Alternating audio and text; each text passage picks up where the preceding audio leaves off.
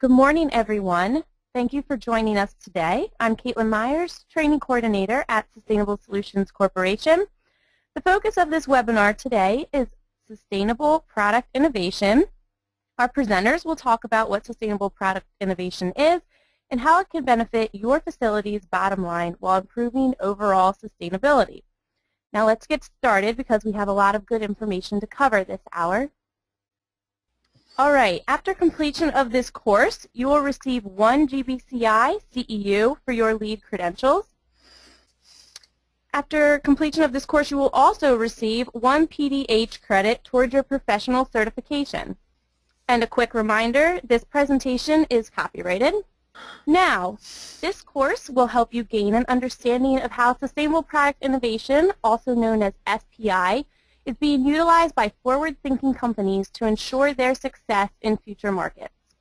By the end of this presentation, you will be able to understand how sustainable product innovation enables product development teams to consider alternative materials, processes, sourcing, marketing, and other aspects of a product.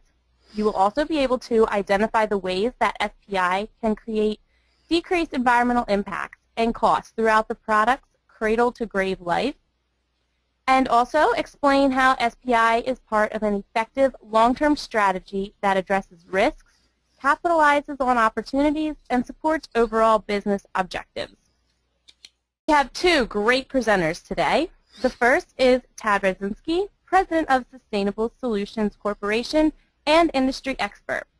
With over 30 years of experience, he works with clients to develop and integrate effective, sustainable product innovation programs.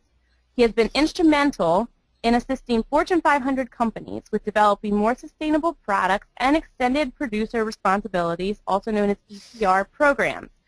Tad has experience with life cycle assessments, environmental product declarations, and the Health Product Declaration pilot program. Our second presenter is Aaron Smith, Director of Sustainable Building Solutions at Assa Abloy. Assa Abloy is the largest global manufacturer of door and hardware security solutions. Aaron works with the Assa Abloy teams to drive sustainability into new product development and supply chain sourcing. Aaron is also on the board for the Health Product Declaration Collaborative and serves on the collaborative's Manufacturers Advisory Panel on Transparency Issues. As a reminder, today's webinar is being recorded and a link will be sent to everyone who registered.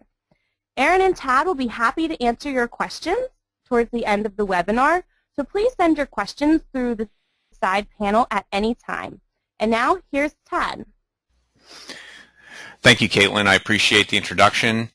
I am very excited to have Aaron on the call today, helping us with this webinar.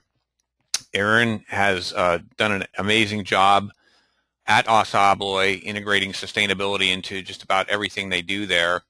And I'm also excited that Aaron has been instrumental in integrating sustainable product innovation into the Assa Abloy new product development process. And we're going to hear from him a little later about the things they've done as an organization to do that and some of the things that have really worked for them. And Assa Abloy is definitely a leader in transparency. They're one of the few companies out there that has, rolled out environmental product declarations as well as health product declarations, and we'll hear a lot about that in a few minutes. So thank you everyone for joining today. I'm very excited. This is a topic that is really near and dear to my heart. I've been working in this field for many years, and I also teach at Villanova University. And we have a master's degree program on sustainable engineering, and I'm in the process right now of teaching a course on advanced life cycle assessment and introduction to sustainable product design. And there's a major need for this in the world at this point for manufacturers to really think about how they design their products, for us as consumers to think about the products we purchase and whatnot. So again, very excited to be here. And I just wanted to mention, as Caitlin said, I'm the president of Sustainable Solutions, and we have worked with many organizations to not only conduct life cycle assessments of their products and look at the sustainability of their operations, but we've been, over the last couple of years, really working on helping them integrate sustainable product innovation into their product development processes. To date, I think we've trained close to 2,000 people and helped multiple organizations integrate this into their operations and make it part of the way they do business. We also do a lot of work with buildings. We have a whole group that focuses on buildings, and basically it could be LEED certification or Energy Star, and we're really heavily focused on training and education. So one thing that we all have to ask ourselves, first of all, what is a sustainable product? You know, that's a good question. I think there's really not a good definition of that out in the world right now. But we also have to think about why we really need sustainable product innovation. Well, there's a lot of different things we can talk about. First of all, we do know that our current system is not really well designed. You know, basically, if you look at the life cycle of our products, we basically extract raw materials out of the earth. We make materials. We then turn those materials into various products. We use those products, and then the current system is to throw them away or dispose of them. We essentially call that a take, make, waste society or system. And as you know, every step in this process requires energy, resources, and labor. And every step in the process is basically releases emissions and waste, and creates environmental impact, creates impact on society, you know, affects the bottom line of many organizations and people. And we also have to remember that if you look at this diagram, every green arrow here is a transportation step where we move you know, materials from place to place. So product life cycles are pretty complex, pretty detailed. There's a tremendous amount of impact from it. And we never really know till we analyze this where those impacts are occurring or where the largest impacts are. You know, is it in raw materials? Is it in the material or product manufacturing? Is it in product use? Or even in product disposal? You know, and we often see in some cases even transportation has some big impacts. So one thing that I want all of us to think about who are on the call and the webinar here, every one of us probably uses a cell phone. So just think about yourself. How many phones have you had in the last 3, 4, or 5 years? You know, with the advances in technology and all these different things that are happening, you know, with you know, organizations like Apple and, you know, Nokia and different folks that are producing phones, the technology is changing so rapidly, and we have such a thirst for, you know, technology that we're often upgrading our phones. But if you really think about it, cell phones are really pretty horribly designed when it comes to sustainable product innovation. The majority of them are not designed for disassembly. They're not designed for recycling or recovery or reuse. Even though you maybe send your phone off for recycling, I can guarantee you that the majority of the materials in that aren't recovered. They probably get burned or utilized for fuel just to recover the precious metals or some of the other aspects. So if we really think about it, our system is not well designed in any way. It's really imperative that we look at redesigning the system, and the best place to start is right at the beginning when you're designing products. So this is a image that I use quite often in my teaching and in the different lectures and talks I do. And when you look at this, you have to think about, what do you see here? Well, you know, one thing I see is a lot of products and materials that I know I've used in my lifetime, raising children and having a family. But, you know, really what you see here is our addiction to oil.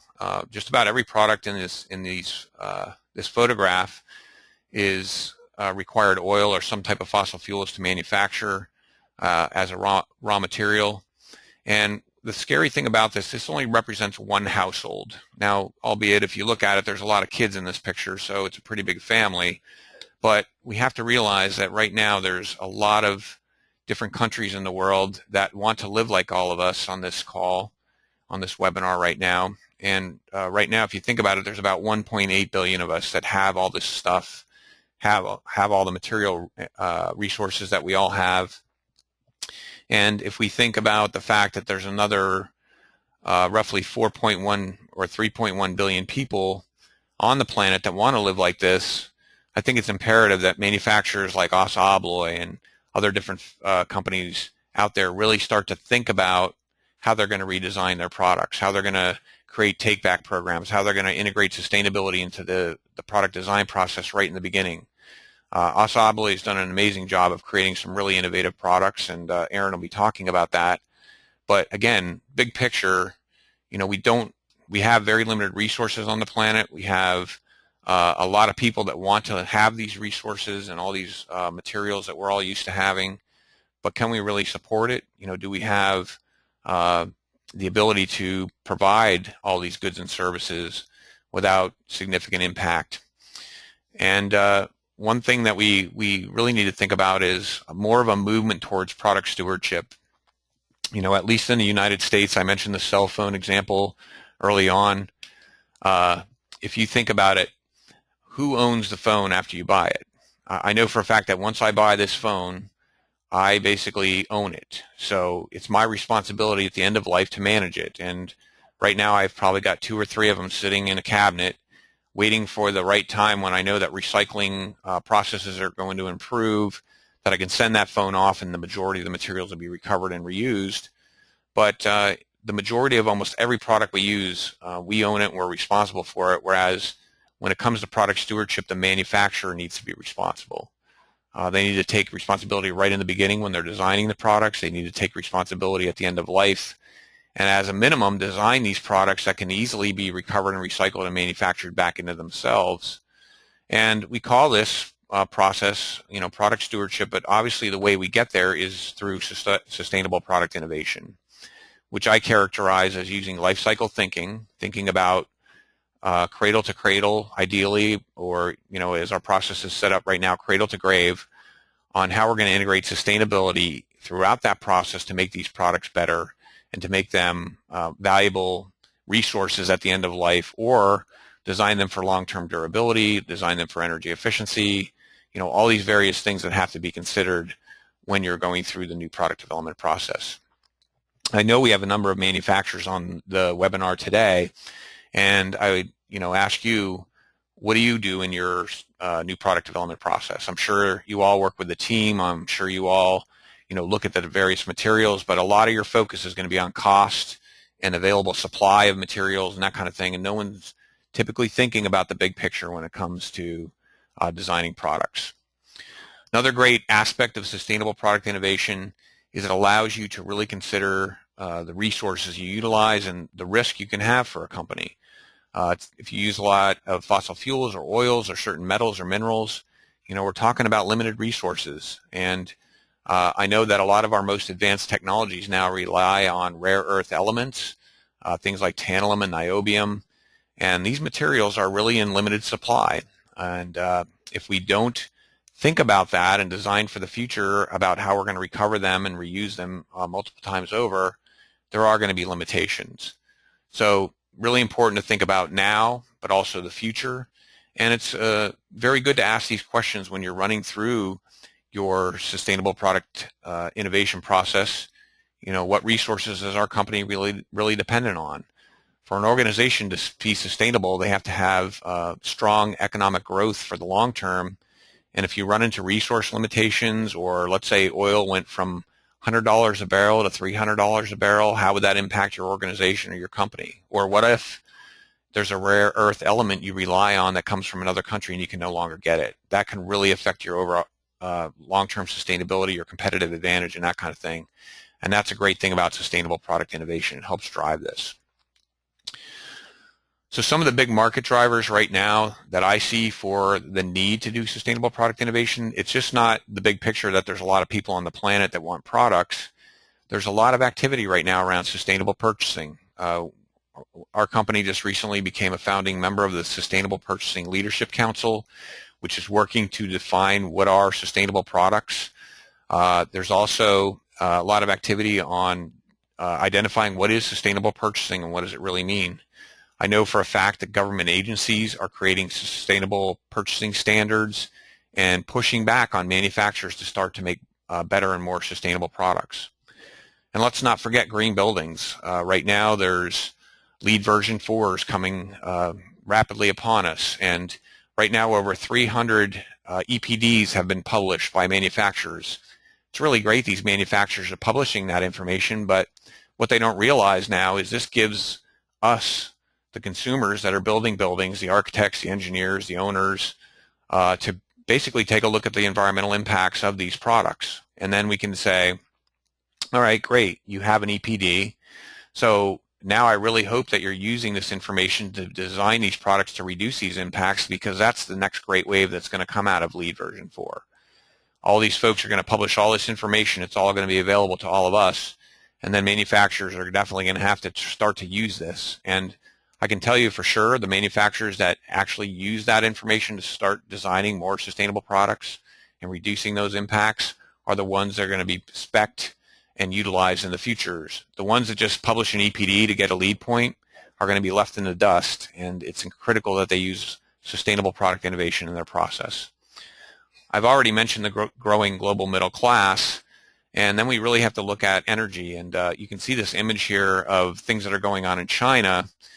And these are images we see all the time on the news. I know a lot of people that work over there. I know we've been there multiple times, and the air quality there is horrible. These are impacts that people are really feeling. Here in the United States, we're pretty spoiled because we don't have to breathe air like this anymore. So things like this are really identifying a need for us to design more sustainable products and really think how we can change things. We also have to remember that a supply chain is pretty large, and depending on where you are in this supply chain, we all have suppliers or are suppliers to somebody. So pushing this sustainable product innovation up and down the supply chain is critical. And when you develop an effective sustainable product innovation process, your supply chain is a very important aspect, and we'll hear Aaron talk about that in a little bit. And it's critical that you're evaluating the sustainability of not only your company, but the companies you purchase from. So this will be something that is going to be a critical aspect that you integrate into your new product development process. We've created a checklist and guidelines to guide sustainable product innovation, and we also have created a sustainable product scorecard tool, which is very effective in helping you to make this very commonplace in your stage gate or gateway process, whatever you call it, when you're doing new product design. And we also have to remember that a big market driver, this is just one of them, is Walmart. They basically have requested this, that 100,000 of their suppliers start to think about sustainability, and they're actually establishing standards and requirements using their sustainability index to select products that they're going to sell in their stores, and have made commitments as an organization to basically design some of their own products to be more sustainable, as well as to allocate shelf space in the future for products that are more sustainable. So if you are on the phone here or on the webinar and you are a company that's selling to Walmart and you're not using sustainable product innovation, then you're going to be at a disadvantage, because Walmart is not the only one that does this. There's companies globally that require this. So let's just talk quickly about a couple of sustainable product innovation tools, and then I'm going to turn it over to Aaron.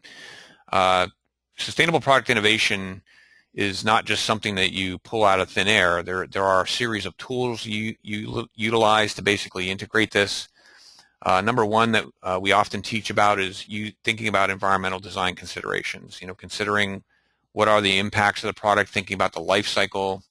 We utilize design for the environment, which focuses on manufacturing, focuses on packaging, and also focuses on closed loop design.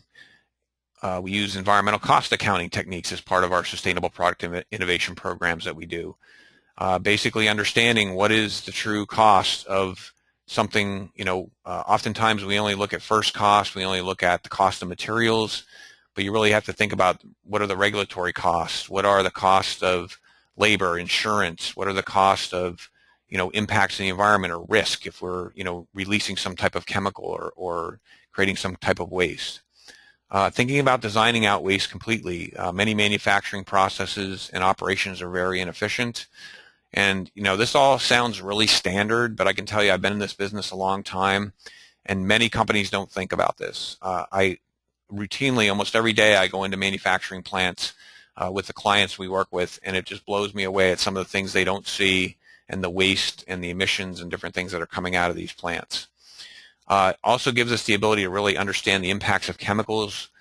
We're into this age now where, with health product declarations and other requirements around health aspects of products, it's imperative that what these impacts are, and the chemicals you're utilizing. I don't know if you're watching, or you get emails from Building Green and these different groups, but now there's looks like there's some activity around about cladding products, and some things going on with PVC and all this kind of thing. So a lot of attention on certain chemicals, a lot of bans happening, and it's almost a full-time job for many people to try to understand what chemicals are in their products and what are the regulations in various countries.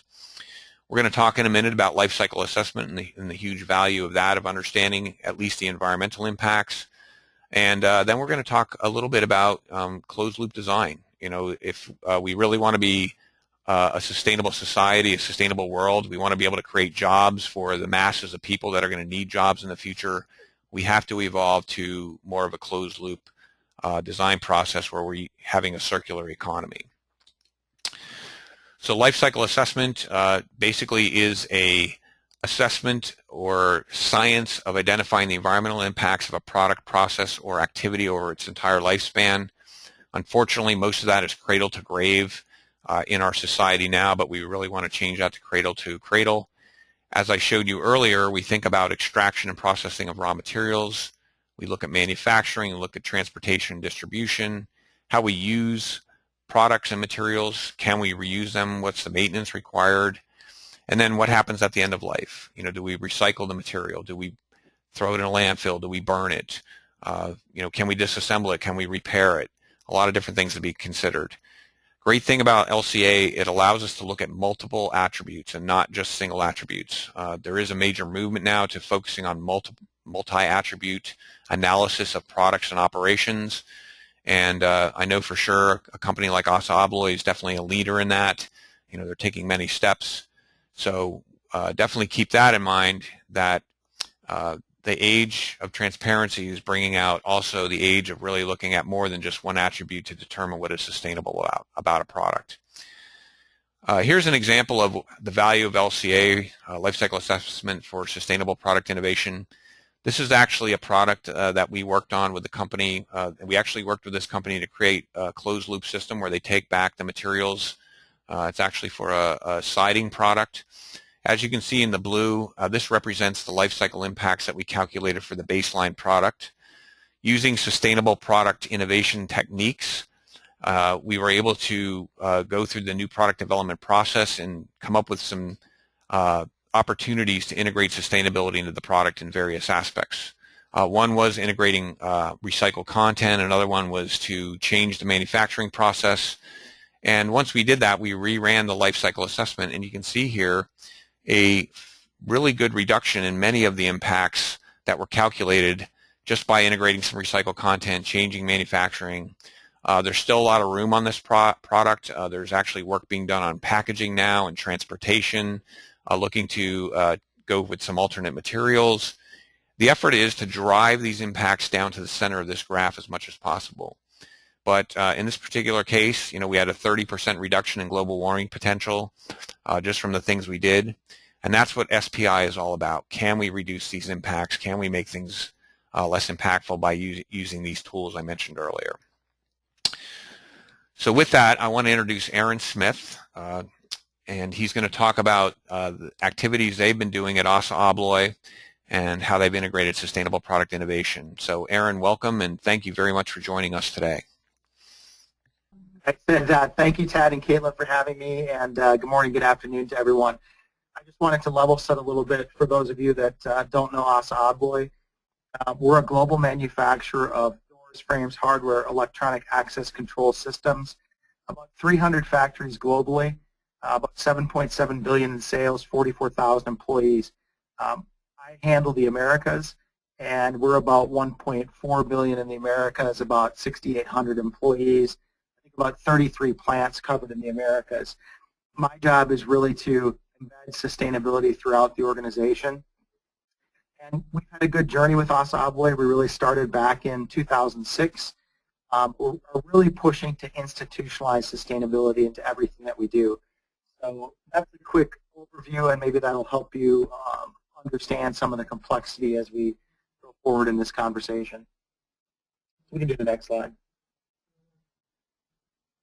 So on transparency efforts, our mission at Assa Abloy is to protect people, places, and the planet.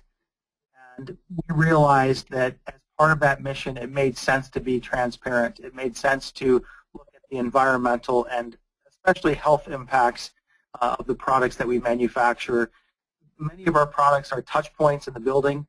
We like to say that the doorway is the handshake of the building. It's a portal that welcomes people.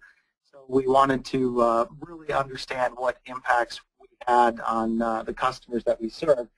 So just some of the work that we did in the past, we'll bring up to present day, but we were the first door to have a health product declaration. So really a complete inventory of all the material ingredients and their impacts. We were the first door to have a declare label with Living Building Challenge. And oh, and by the way, Green Circle helped us with third-party certification of that health product declaration. We were also the first door to have a environmental product declaration. Worked with PE International globally on that. We did 10 environmental product declarations in our first year, and now we're working on hundreds of environmental product declarations around the globe.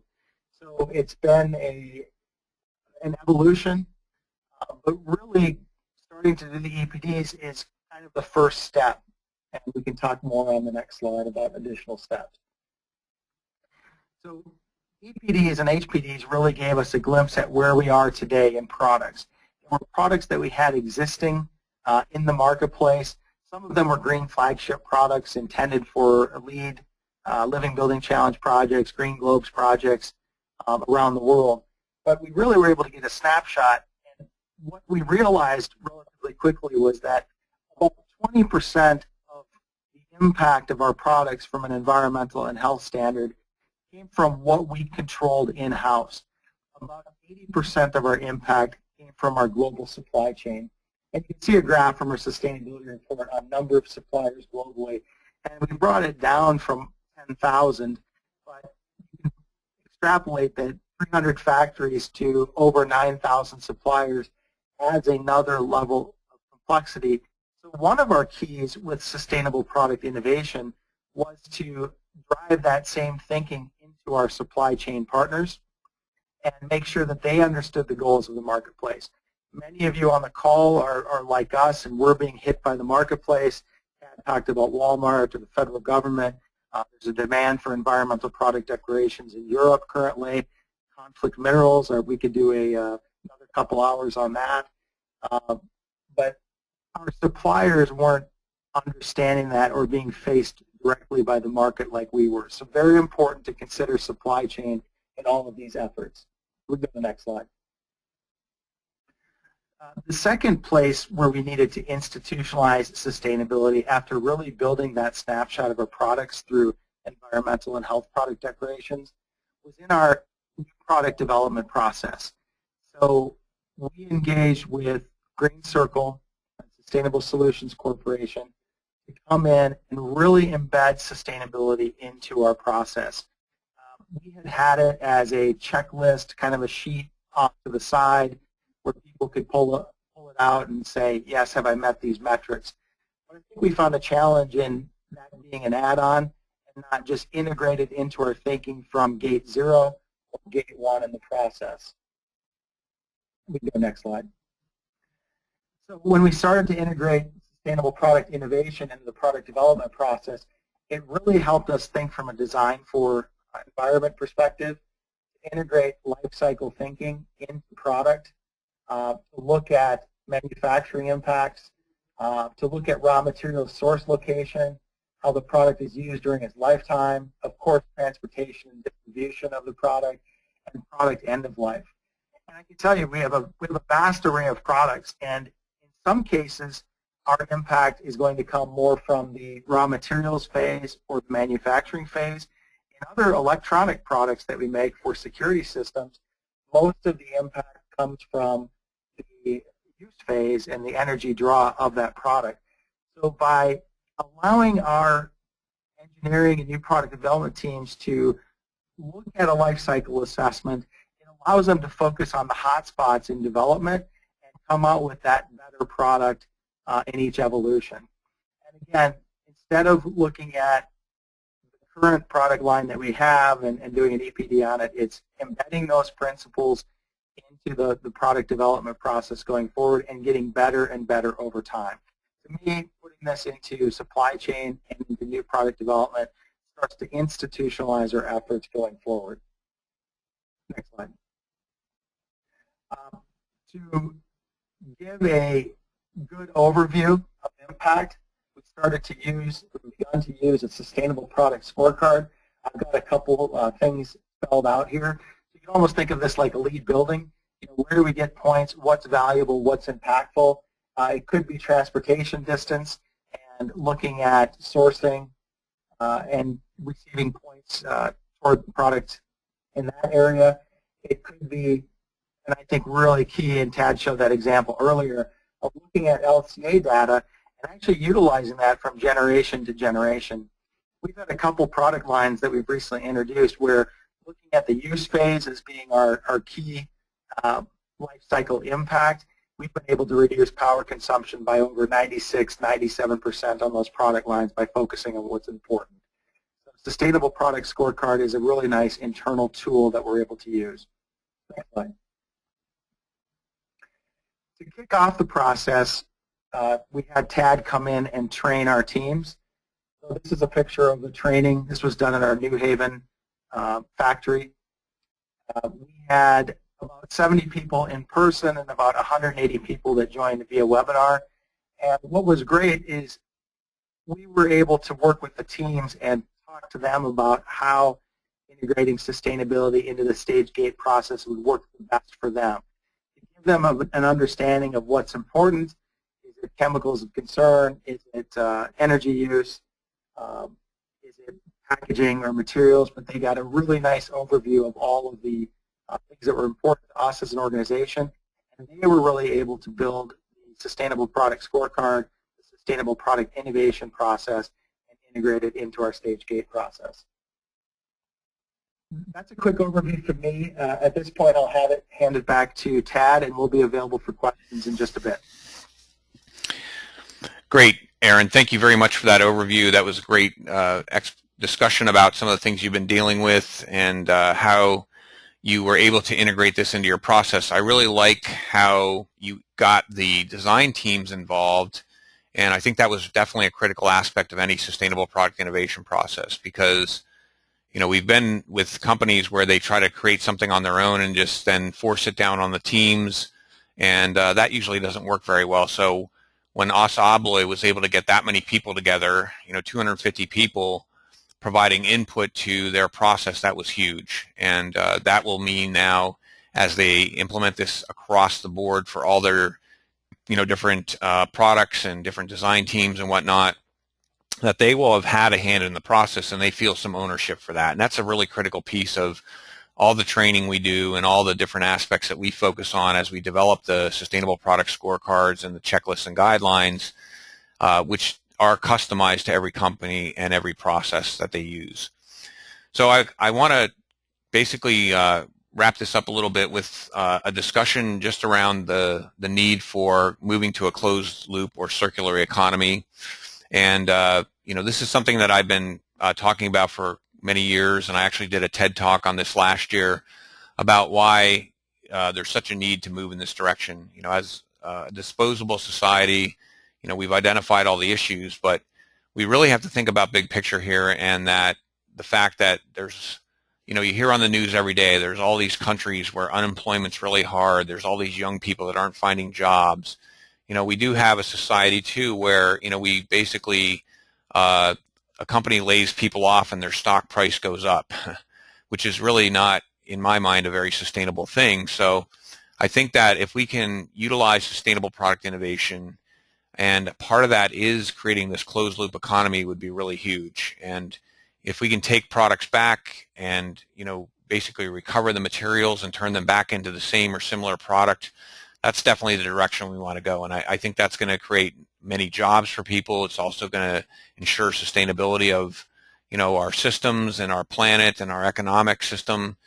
And there are companies out there that are actually doing this. And I really want to give Aaron some kudos here, because he was instrumental in getting take-back programs started in many of the divisions and many of the product families within Assa Abloy. And they have started down this road. And it's not an easy road in many cases, especially when there's infrastructure issues, but it is completely possible. And we know it can happen. And I always tell my students this, one of the most common products out there that is actually closed loop is an automotive battery. Every one of us who drives a car has had to replace our battery. Those batteries basically get taken back by the manufacturers. They recover the lead, the acid, and the polypropylene plastics, and they create new batteries out of it. So there are a series of products out there that we already do this, and with forward thinking and integration of sustainable product innovation into what you do, you can really make this happen, and it can become a reality. And I do think it's going to be, where we need to go. Everything from, cell phones to packaging. There's opportunities here. So keep that in mind. That's the ultimate goal of sustainable product innovation, is getting to that closed loop economy.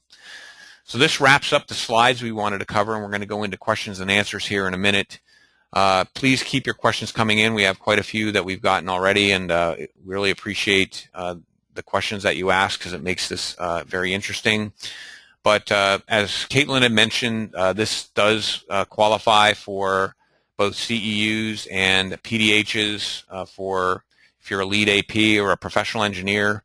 So, we have heard about a lot of benefits here of using sustainable product innovation, using life cycle thinking, and using life cycle assessment to establish a more improved system for designing products. We did mention that it's imperative that we start at the design process to make these things happen, and I definitely look at this as the direction of the future. Like I said, with over 300 EPDs published, every one of those manufacturers is now going to be under the gun, or at least going to start to get questions about how they're making their products more sustainable. That's the next wave. And with the health product applications and the health product declarations and all the concerns around chemicals that are being, in the forefront here, going to be critical that all manufacturers start to think this way. So with that, I think we're going to take some questions now, and what I'll do is read through the questions we got, Aaron, and some are directly for you, some are for both of us. So I'll start reading them off here, and we can just answer them. And like I said, keep them coming in because it does make it a lot more interesting when we have these questions. All right, so we have a question right here that says, why do we think it's important to have third-party verification? Aaron, you had mentioned that you had Green Circle do a third-party verification of your health product declaration. So I was just curious if you wanted to take that answer and mention why you selected to have the HPD third-party verified. Yeah, no, Ted, it's a great question. It was important to us as a company. It's probably being just wary a little bit, or wanting to be for sure on the information that we put out in the marketplace. But having third-party verification for any, to kind of prevent greenwashing. I know we've talked in the past about the FTC green guides and the implications of that. So it's just a goal that what we put out in the marketplace, whether it's an energy claims validation, recycled content verification, regional materials, or having one of our health product declarations verified, it's an important step. Of course, environmental product declarations go through the ISO process, and they're verified quite a bit, but just an important part of the way that we like to go to market. Great, thank you, Aaron. The next question that came in is one around, it said, what is the sustainability index that Walmart is using to qualify suppliers? I'll take that question. Walmart has worked with the Sustainability Consortium to develop a series of sustainability indexes for various product categories. And what they've done is they've looked at life cycle data, they looked at information on how the products are manufactured, how they're utilized, and they've established these indexes for various product categories that basically are almost like a baseline of what the typical impacts are for the average manufacturer. And using that index, then they can basically evaluate if a manufacturer falls above or below that index line, and they're going to use that as a basis for the manufacturers they select to provide those products and materials. So it's almost like having a baseline, to say, okay, your carbon emissions should be this, your energy use should be this, water consumption this, your packaging, all these different attributes that are evaluated. And then if you're above or below whatever that average is, basically that would indicate that they're using that as a terms of measurement for how they're going to select products for the future. All right, I have another one for you, Aaron, that came in. It says, why did Assa Abloy decide to take the lead on being transparent? That's a good one. Maybe it was foolishness, but I like to think that we were pretty close to the marketplace and our customers. We're in the building product industry. I think 55% of buildings now are green buildings of some type. We had requests from most of the top architectural firms globally asking us to be transparent and share that data. And like I said, our mission has been to protect life safety, protect people from fires in buildings with the products that we manufacture. I talked about protecting people, places, and the planet. So it wasn't an easy step. We definitely had to have some internal dialogue around doing it, and I imagine that many of the folks on the call will need to do that as well. But the writing was on the wall that the age of transparency was here, and we decided it was better to lead that effort and that it was part of our mission as a company. Great answer. Thank you, Aaron. Here's another one that came in, and I think I can answer this one, and Aaron, maybe you can provide some input to this one as well. The question was, are there any specific examples where integrating sustainable product innovation to a specific product has led to cost savings? And I know for sure that example that I showed on the siding product, where we had the baseline LCA and then integrated the recycled content, and the company started the take-back program, there was definitely a guaranteed cost savings there. Just the fact that they started using recycled materials in lieu of virgin, there was a cost savings there. The fact that they were able to reduce the energy consumption in the plant and reduce water consumption in the plant resulted in cost savings. So when we're thinking about sustainability and the triple bottom line, sustainable product innovation is a huge aspect of that for a manufacturer, because you're typically going to design, look at this from a cost perspective as well as raw materials perspective, a sourcing perspective, and all that kind of thing. But just about every product company I've worked with that has done this has realized some cost savings. So Aaron, I don't know if you have any examples you might want to share about that, or. Well, Ken, I think I'd echo what you said, that leading in sustainability offers some top-line sales advantages. But as you're going through this process of working on sustainable product innovation, I mentioned some of the more energy-efficient products. We were actually able to reduce the energy used by our products, which actually has increased reliability of products in the field. It's reduced ownership costs to our customers, which translates into ROI and top-line savings. But I think as you really dig into your environmental and health profile as a company, it uncovers a lot more opportunities for savings. I mean, Tad mentioned some it's come across in the past, but opportunities for bottom-line savings around waste impact, around water impact, around energy use impact. Those are some of the things that we didn't know were going to come with this, but are going to provide us with some bottom-line savings impact as we move forward. Great, thank you. Here's another question. This is a kind of a bigger one. Here we are talking a lot about sustainable product innovation, but this person's asking, how can a city who is trying to become a more sustainable city incorporate some of these principles discussed here into its overall policy/management?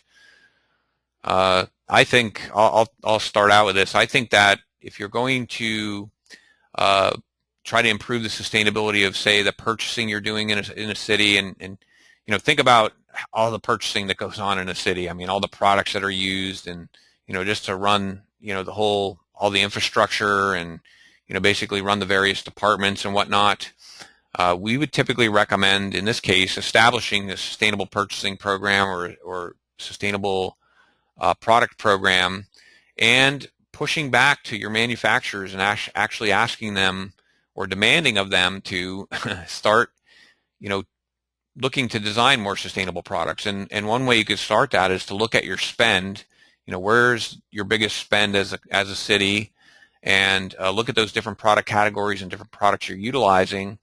And then as you're developing your purchasing documents and different things, you can integrate sustainability requirements right into them, and start to push back on these manufacturers to require that they do certain things. And you might have to start out originally with single attribute, but ultimately you want to get to a multi-attribute kind of thing where the companies basically can illustrate how they've used life cycle assessment to improve their product, or that kind of thing. And Aaron, I know for a fact that you guys routinely get these questionnaires, and you routinely are getting requests for more sustainable products. And some of the things you've done around the products that really save energy, I think, is a step in that direction. So did you want to say a few words about this?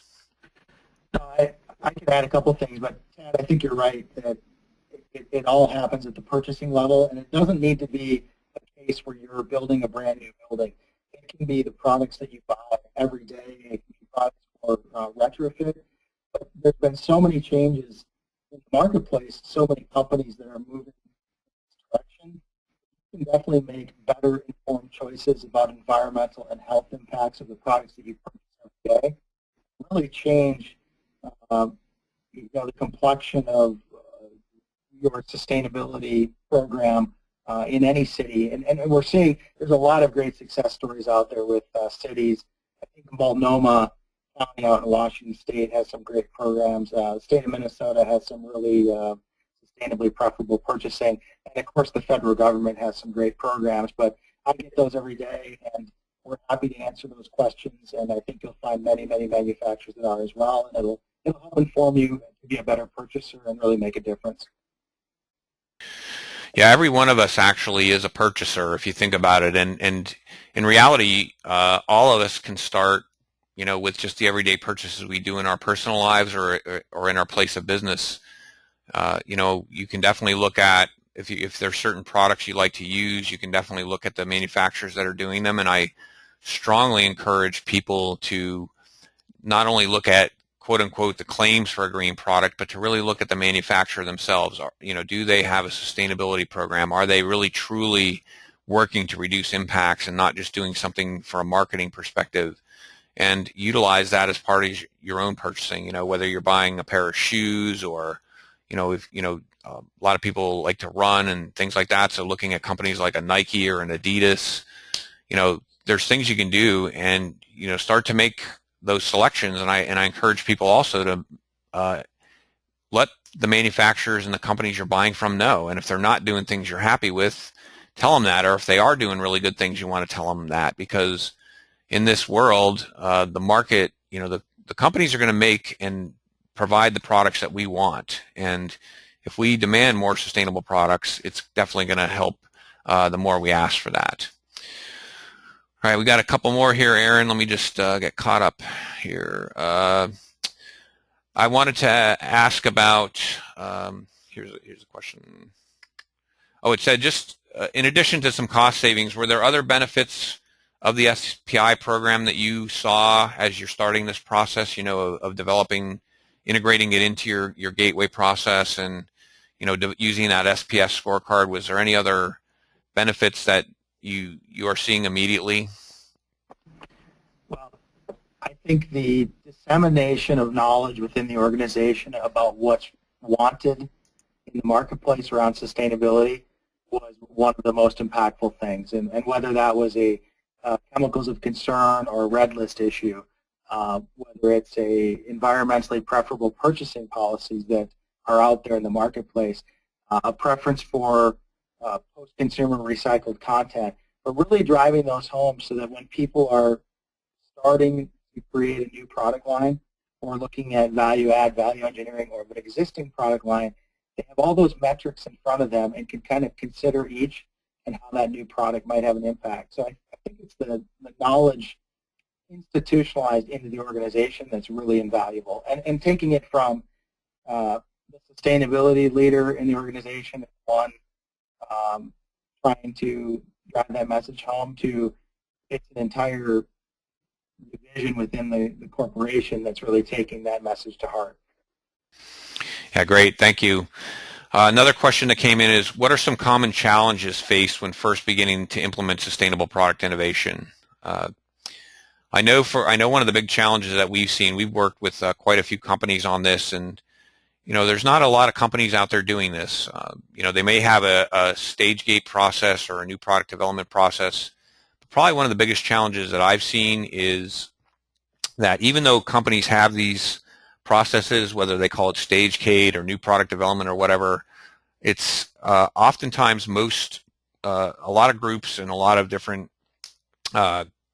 people within the company don't follow that process as it's designed, and that's usually one of the biggest things we find. We just spoke to a group at a chemical company about a week ago that were interested in this, and then we learned that even though they have a formal process, that many of the design teams and new product development teams aren't following it. So getting consistent utilization of the stage gate process or new product development process is really important. And then being able to develop these tools and getting people not to feel that it's an additional thing they have to do, because people are really busy, they're pushed to the limit, and oftentimes when you introduce new concepts, they're feeling like, oh great, one more thing we have to think about, one more thing we have to do. And that's why integrating it right into the stage gate process, creating a simple scorecard, and providing that training is really important. Aaron, was there any things that I didn't touch on that you think are common challenges for you as an organization? No, Tad, I think you hit most of it. Organizational buy-in is extremely important. For us to take a day and train over 250 people across the organization, that definitely required some buy-in.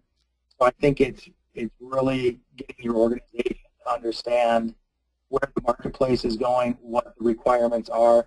That sustainability is really, and Tad, you and I have talked about this, what quality was in the 80s, and everybody said, oh no, you can't have quality, it's going to increase price, it's not doable. That's what sustainability is today, and getting people to understand that this is the way of the future, that millennials that are coming up are going to demand sustainability from manufacturers, that we're all pursuing the next generation of consumers, and this is something that needs to be a natural part of what we do. All right, great. And we just got another question that I think is really interesting. It says, in Assa Abloy's SPI process, is there any policies in place that make product developers accountable for designing products with lower impacts? I have not quite reached that level yet, but it's interesting. I mean, could you have something that can be done? And I know there are other companies that have reached that level of maturity. It's not there currently for us, but if I'm made,